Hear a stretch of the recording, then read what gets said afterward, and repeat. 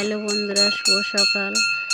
আজ আমার ছেলে মন্দিরে পুজো হচ্ছে বলে ছুটে চলে এসেছে ঘন্টা বাজাতে।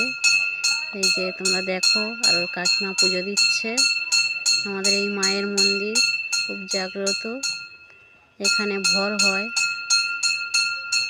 কত সুন্দর সকালবেলা দেখো, মায়ের মুখটা কত সুন্দর লাগছে। কমেন্টে লিখবে বন্ধুরা, জয় মা শীতলার জয়।